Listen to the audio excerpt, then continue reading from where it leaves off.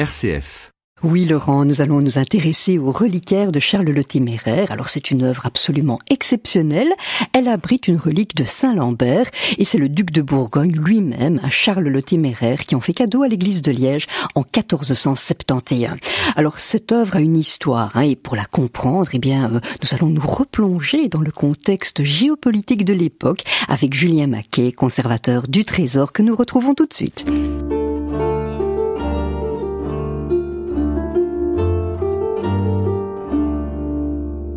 Julien Maquet, bonjour. Bonjour. Merci de nous recevoir ici au Trésor de la cathédrale. Julien Maquet, rappelons que vous êtes le conservateur du Trésor et nous allons découvrir avec vous aujourd'hui cette pièce que nous avons sous les yeux. Il s'agit du reliquaire de Charles le Téméraire. Alors c'est une œuvre, il faut dire, unique, exceptionnelle. C'est d'ailleurs l'œuvre la plus prestigieuse de votre collection.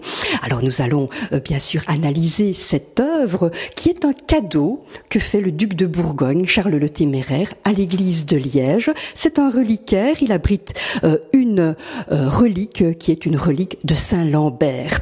Alors, nous allons consacrer prochainement une émission entière à l'œuvre même, parce que elle est vraiment exceptionnelle, nous l'avons dit, mais on voulait dans un premier temps remettre cette œuvre, le reliquaire de Charles le Téméraire, vraiment dans son contexte historique, il faut le faire pour la comprendre.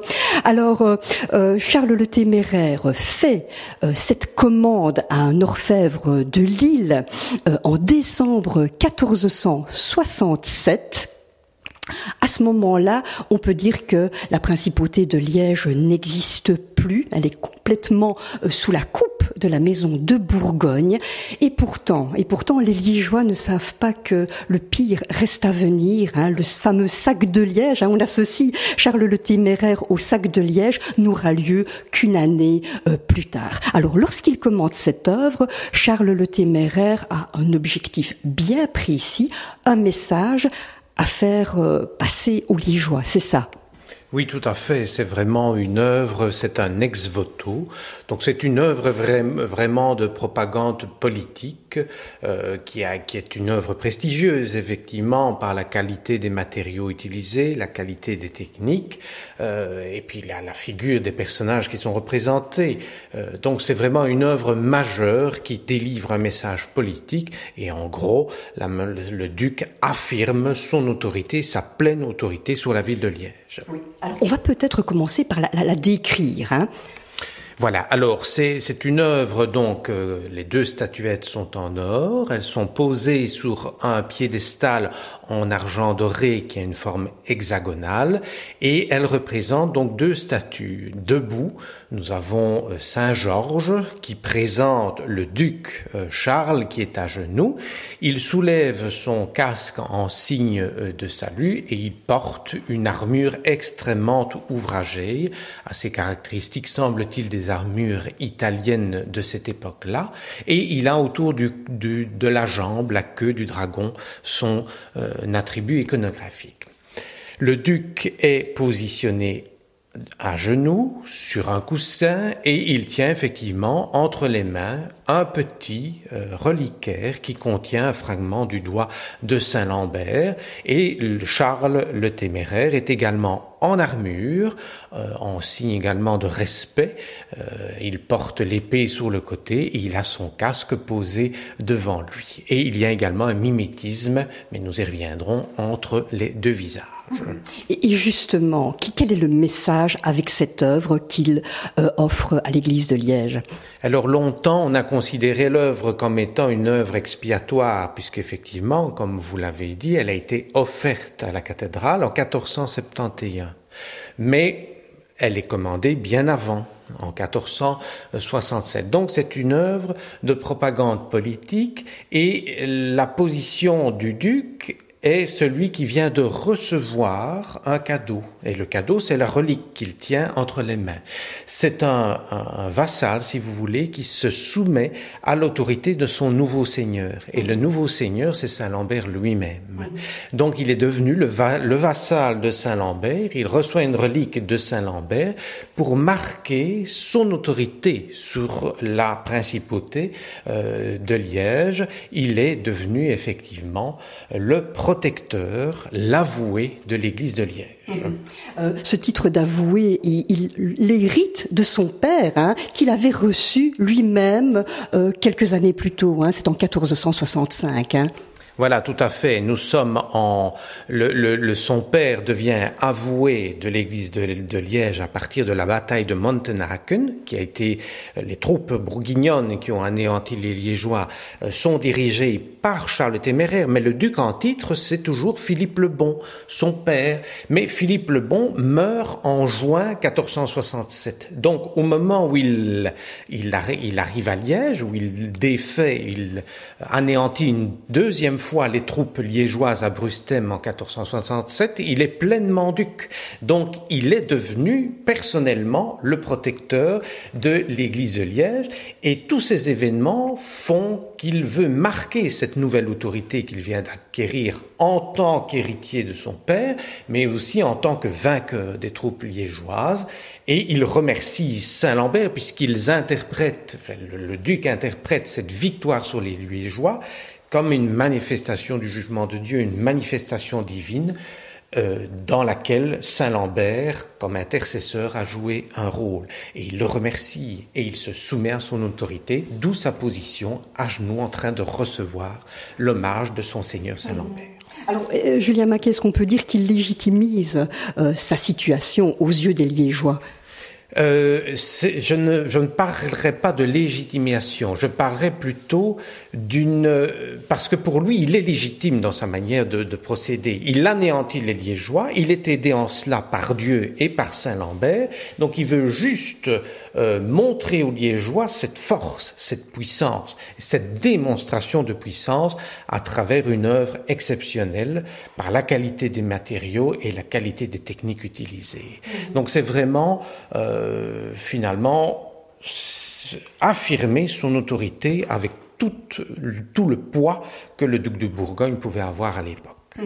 Donc Liège, la principauté de Liège n'existe plus à l'époque. Alors on va peut-être voir ensemble l'évolution des relations entre la principauté de Liège et la maison de Bourgogne. On sait que le duché de Bourgogne va au fil des décennies s'agrandir. Alors on va peut-être passer dans la pièce à côté, justement, et nous avons devant nous une carte qui nous montre justement l'extension de ces territoires de la maison de Bourgogne. Alors, on part d'ici en bas, du duché de Bourgogne, et on part de Philippe le Hardi, le premier duc de Bourgogne. Voilà, tout à fait. Philippe le Hardi est le cadet de Jean II le Bon. Et il va recevoir, comme c'était une tradition au Moyen-Âge, un apanage, c'est-à-dire qu'on lui offre une principauté pour qu'il puisse vivre de ses revenus et organiser un État qu'on lui confie. Et Philippe le Hardi, fils de Jean II le Bon, reçoit ainsi la Bourgogne. Alors il va faire un mariage, et il va se marier avec Marguerite de Malle, qui est comtesse de Flandre.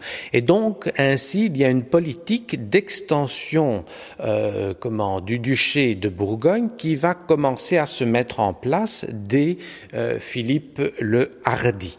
Alors le lien entre Philippe le Hardi et Liège, puisque c'est à ce moment-là, c'est dès ce moment-là que Liège entre en contact, et quel contact, avec la Bourgogne. Il faut savoir qu'à l'époque, à la tête de Liège se trouve un élu, Jean de Bavière. Pourquoi un élu? Parce qu'il n'a jamais été consacré évêque. Donc c'est le titre qu'un évêque porte lorsqu'il n'est pas consacré. Et Jean de Bavière, qui devient élu de Liège, donc qui dirige la principauté de Liège à partir de 1390, est un très grand prince. C'est un petit-fils d'empereur, il est le frère du comte de Hainaut, mais il est aussi le beau-frère du futur duc de Bourgogne, puisque le fils de Philippe le Hardi, Jean sans peur, a épousé sa sœur. Donc on voit les implications familiales qui sont très importantes. Alors Jean de Bavière est un grand prince qui est aussi jaloux de son autorité. Et d'ailleurs, il va entrer assez rapidement en conflit avec ses sujets. Voilà, tout à fait. C'est la difficulté, et c'est comme ça finalement que Bourgogne va entrer en scène à Liège, c'est que Jean de Bavière entre très vite en conflit avec les Liégeois au sens principauté, parce qu'il est jaloux de son autorité princière, puisqu'il est élu et prince, et il faut savoir que au début du XIIIe siècle, c'est la paix de Fex qui a partagé finalement le pouvoir entre l'évêque et les trois États, donc les représentants du clergé, le chapitre cathédral, les représentants de la noblesse, mais aussi le représentant des différentes cités, dont la cité de Liège, où les métiers, les corporations jouent un rôle important. Et l'élu de Liège n'est pas très heureux puisqu'il faut l'accord des États pour pouvoir modifier la loi et ça va à l'encontre de son autorité. Donc on va voir une situation qui se dégrade très rapidement entre cette opposition entre un prince qui est jaloux de son autorité et finalement les libertés entre guillemets qui ont été acquises par les Liégeois. Et dans ce conflit, il va demander de l'aide. Voilà, tout à fait. Donc, à partir du moment, les Liégeois vont commettre finalement un crime véritablement de lèse-majesté puisqu'ils vont déposer l'élu et ils vont donc c'est un ancien proche de l'élu. Henri de Perouet, qui va faire demander aux États qu'on dépose l'élu Jean de Bavière et on va nommer un Mambourg, donc une espèce de régent, il va devenir Mambourg et son fils Thierry de Perouet est appelé à devenir évêque de Liège. Évidemment, cette situation est inacceptable pour l'élu Jean de Bavière qui va faire appel à son beau-frère, donc Jean sans peur, donc qui a hérité du duché de Bourgogne, mais aussi de Flandre, à la mort de son père en 1404, et il va venir avec ses troupes. Il fait également appel à son frère, le comte de Hainaut, et les troupes hainuyères et bourguignonnes vont s'affronter avec les troupes liégeoises à Auteuil. En 1408. Voilà. C'est un drame épouvantable puisque la sentence de Lille qui suit le drame de la bataille d'Auteuil va anéantir déjà une première fois la plupart des institutions liégeoises. L'ensemble des chartes, des privilèges sont confisqués, sont envoyés à Mons pour inventaire et heureusement on a conservé l'inventaire. Mais les 3/4 des chartes et privilèges sont détruits. Dont la charte de Huy. Dont la charte de Huy, effectivement, qui est anéantie en 1066. Enfin, la charte datait de 1066, elle est anéantie à ce moment-là. Mais heureusement, les commissaires bourguignons et hainuyers ont fait un inventaire, donc on a quand même pu conserver le contenu de cette charte. Donc c'est un drame pour la principauté, puisque son existence est déjà mise en péril à ce moment-là par l'intervention de la Maison de Bourgogne. Alors on l'a dit, Julien Maquet, la Maison de Bourgogne va rogner les territoires tout autour de la principauté de Liège et notre principauté est vraiment au milieu. C'est un problème pour lui, une épine dans son pied. Voilà, tout à fait. L'héritier de Jean sans peur, Philippe le Bon, va mener une politique d'extension qui va finalement coincer la principauté, qui va être cernée de toutes parts par les possessions bourguignonnes. Il va devenir comte de Namur, duc de Brabant et duc de Limbourg, et il finira également duc de Luxembourg. Donc la principauté de Liège est complètement cernée par ces principautés ecclésiastiques, laïques, pardon. Et il ne se contente pas des principautés laïques, il va placer à la tête des principaux évêchés des proches ou des membres de sa famille. C'est le cas à Utrecht avec David de Bourgogne, dont nous conservons ici la chasuble avec les armoiries de Bourgogne, écartelées avec celles d'Utrecht. Donc la politique est de placer à la tête de ces évêchés des évêques qui appartiennent à l'entourage proche du duc de Bourgogne. Oui. Et il a un rêve, Philippe le Bon, c'est de reconstituer un royaume, l'ancien royaume de Lotharingie, c'est ça? Voilà, tout à fait. Effectivement, il commence à caresser l'idée, puisque ce territoire commence à devenir plus ou moins cohérent depuis la mer du Nord jusqu'à la Bourgogne, et c'est ce qui correspondait plutôt plus ou moins à la partie nord de la Francia Media qui suit le traité de Verdun et qui a constitué un royaume au IXe siècle, le royaume de Lothaire II, qui était effectivement le petit-fils de Louis le Pieux. Et Philippe le Bon a connaissance de l'existence de ce royaume et il caresse le rêve que son fils va caresser également, Charles le Téméraire, de devenir le nouveau roi, entre guillemets, de la Lotharingie. Et dans ce but, il va quand même chercher des soutiens au niveau européen. Oui, bien sûr, parce que évidemment, la situation liégeoise s'inscrit dans un contexte plus large, un contexte politique. Lorsqu'on parlait de Jean de Bavière, bien, on est à l'époque du grand schisme. Il y a deux papes. Donc, en fonction du camp, c'est un pape qui soutient un camp, un pape qui soutient l'autre.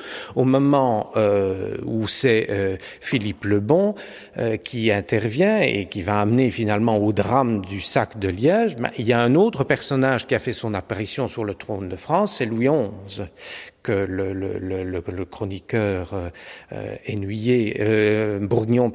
Georges Chastelain appelait l'universelle aragne, donc la grande araignée, parce elle surveillait sa proie de loin jusqu'à ce qu'elle fonde dessus pour pouvoir l'anéantir. C'est un Machiavel du XVe siècle. Donc c'est un personnage dont l'objectif est de renforcer le pouvoir royal et d'anéantir donc celui de ses rivaux, notamment les grands princes territoriaux, dont le duc de Bourgogne. Donc il y a une lutte entre la France et Bourgogne, et Louis XI va en jouer dans les rivalités qui existent entre le duc de Bourgogne et ses sujets liégeois.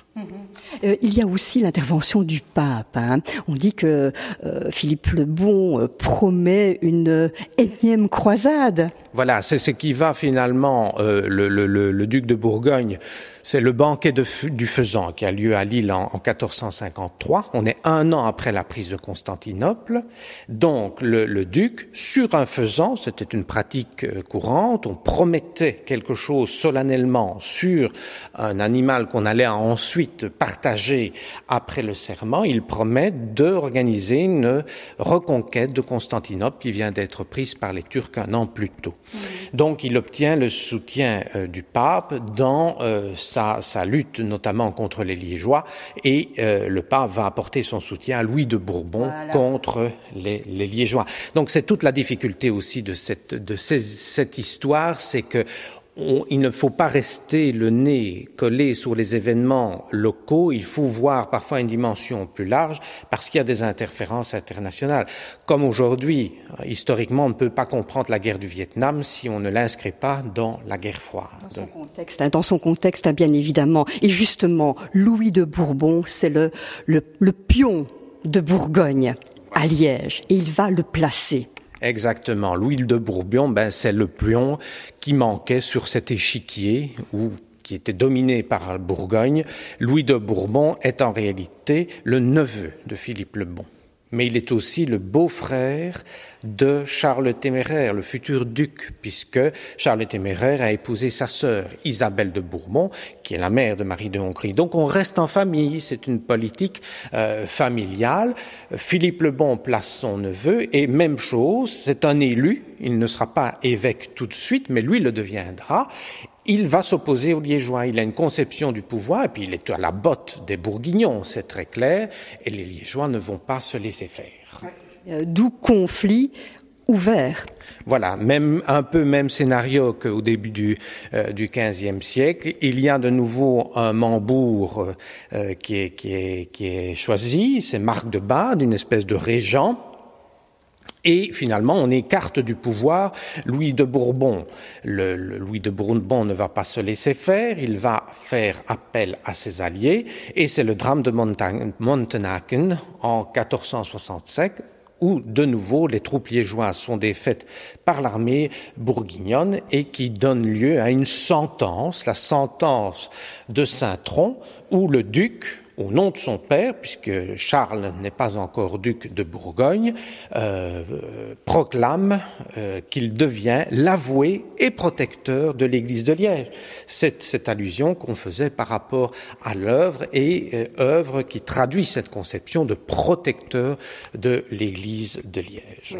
Et les choses n'en restent pas là. Ça s'aggrave pour les Liégeois. Voilà, même chose. Donc la situation évolue et elle n'évolue pas favorablement. Le conflit reste important. Donc dans ce conflit, il y a néanmoins une ville qui est restée à côté de l'évêque, c'est la ville de Huy. Enfin, c'est celui qui n'est pas encore évêque, Louis de Bourbon, qui se réfugie à Louis, où il devient justement évêque. La ville est assiégée de nouveau par les troupes liégeoises et leurs alliés, et maintenant l'évêque Louis de Bourbon doit s'enfuir. Mais le duc de Bourgogne n'accepte pas, ça porte atteinte à son autorité de protecteur de l'Église de Liège. Donc il vient au secours de son bon frère. C'est un nouveau drame. C'est le drame de la bataille de Brustem en 1467 qui voit alors une aggravation de la situation pour les Liégeois, puisque Brustem a abouti à l'anéantissement total des institutions de la principauté. Comme disait l'écrivain Jean le Jeune, en fait et en droit, le pays de Liège n'existe plus. Et la proclamation se fait de manière très symbolique au palais de Liège en novembre 1467. Et c'est probablement à ce moment-là, pour faire le lien avec Charles le Téméraire, que le duc, puisqu'il est devenu pleinement duc, puis son père est mort quelques mois plus tôt, il acquiert des reliques de Saint-Lambert et qu'il lance le projet de création du reliquaire de Charles le Téméraire. Et il y a le Perron aussi, à ce moment-là, il est aussi, il part à Bruges, c'est ça? Voilà, tout à fait. Donc le Perron qui vient d'être remplacé, d'ailleurs on a mis la colonne en réserve parce qu'elle était fort abîmée, mais ce Perron, qui est toujours aujourd'hui exposé au Curtius, est transporté à Bruges, puisque le perron, au départ, c'est le symbole de l'autorité épiscopale, puis ça devient le symbole des libertés liégeoises. Et donc, très symboliquement, le duc s'attaque à ce symbole pour de nouveau marquer son autorité, et il envoie le perron à Bruges pour bien signifier cette victoire qu'il a remportée sur les Liégeois. Alors, les Liégeois croient être au bout de leur peine. C'est faux. L'année suivante, les choses s'aggravent avec des événements qui vont mener au sac de Liège. En quelques mots, peut-être.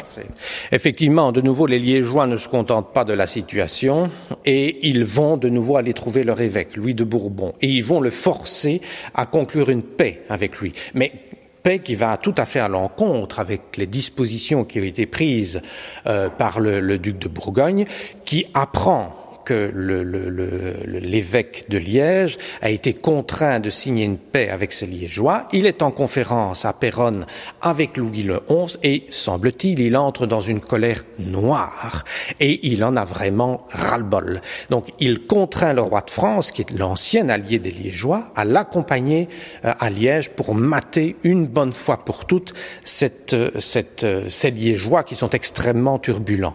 Le campement du roi et du duc se place sur la montagne Saint-Walburge, et c'est l'épisode des 600 franchimontois, entre le 29 et le 30 octobre 1468, où ils essayent un coup de force de s'emparer du duc et du roi pour les rançonner, voire les tuer. Et ils réussissent presque, mais finalement, ils sont arrêtés, ils sont poursuivis. La poursuite se termine ici près de Saint-Paul, et dès le 30 octobre, le duc ouvre la ville et la livre au pillage. Elle est pillée, saccagée, la population est massacrée, on parle de 4 à 5 000 morts. L'ensemble des églises sont pillées, mais nous avons conservé une œuvre qui a échappé au sac, c'est la Vierge au papillon qui date de 1459, qui était ici à Saint-Paul et qui, heureusement, elle n'a pas été détruite dans le cadre du sac. Et puis le 3 novembre, qui est la fête de la Saint-Hubert, celui qu'on considérait comme le fondateur de la ville, le duc décide d'incendier la ville. Donc les 2/3 de la ville à peu près vont être complètement anéantis. Et donc il y a des troupes qui systématiquement détruisent et incendient la ville pendant 7 semaines. Donc non seulement la principauté n'existe plus, mais la ville est complètement ruinée. Et il n'y a pas que la ville de Liège qui fait les frais du sac, c'est tout le pays de Liège qui est anéanti. Oui. Julien Maquet, on dit que Charles le Téméraire demande d'épargner les églises et va lui-même se poster devant la cathédrale pour protéger le relique de Saint-Lambert, c'est vrai? Oui, tout à fait, effectivement. En tous les cas, les grandes églises ont survécu puisque plusieurs sont antérieures à l'époque bourguignonne et il semblerait qu'il soit intervenu personnellement à la cathédrale Saint-Lambert pour protéger le relique. Ce qui est cohérent puisqu'il lui-même a fait l'acquisition de reliques de Saint-Lambert dont il doit assurer en se mettant en scène dans ce projet, parce qu'on ne sait pas s'il est déjà réalisé mais il est encore de réalisation du reliquaire, il se soumet à l'autorité de Saint-Lambert. Il se reconnaît comme le protecteur, donc il est normal qu'il protège également les reliques de Saint-Lambert. Et donc, à partir de 1468 et pour quelques années, il n'y a plus rien à Liège. Vous dites d'ailleurs que dans les archives, il n'y a plus rien. Non, c'est vraiment une période extrêmement compliquée, qui n'est pas facile à traité sur le plan documentaire parce qu'on voit effectivement des ruptures dans les séries des archives. Moi, j'ai travaillé sur la collégiale Saint-Pierre. Je m'étais arrêté en 1467 parce qu'après, jusqu'en 1471, il n'y a pas grand-chose, c'est pas rien du tout. Donc voilà, il y a vraiment un coup d'arrêt total qui est mis à l'existence de la principauté et toutes ses institutions. Oui. Et en 1471, le reliquaire arrive à Liège, le reliquaire de Charles le Téméraire.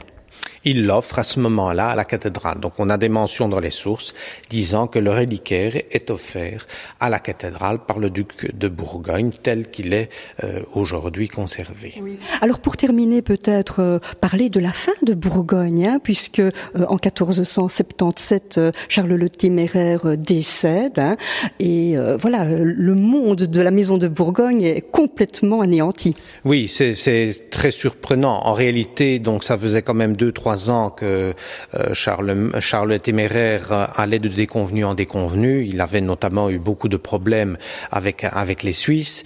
Et puis il y a une bataille qui s'engage devant les portes de Nancy et il meurt au combat. C'est sa fille, la jeune Marie de Bourgogne, qui hérite ainsi de l'ensemble de ses possessions, qui est très jeune, inexpérimentée. D'ailleurs, son oncle, Louis de Bourbon, se précipite à la cour auprès de Marie de Bourgogne et demande le rétablissement des institutions et de l'indépendance de la principauté. Ce qu'il vit, soyons clairs, c'est pas l'intérêt du pays de Liège, c'est sa propre autorité, son propre pouvoir. Et Marie de Bourgogne, qui ne sait où donner de la tête véritablement, accède à sa demande. Et donc, par miracle, quelque part, la principauté est ressuscitée et l'ensemble des institutions sont remises progressivement en place. Et notre Perron revient au bercail. Voilà, et dès le moment où la principauté retrouve son indépendance, on va rechercher le Perron qui est replacé sur la place du marché et il y a un très beau tableau d'ailleurs qui représente cette restitution du Perron où on voit dans une tribune le prince-évêque en train d'assister au retour du Perron devant la Violette. Voilà. Un grand merci Julien Maquet. On a vraiment remis ce reliquaire de Charles le Téméraire dans son contexte historique. Et alors on se donne rendez-vous au mois de septembre pour parler de l'œuvre en tant que telle, qui est vraiment une œuvre unique, exceptionnelle, nous l'avons dit. À bientôt Julien. À bientôt, merci beaucoup.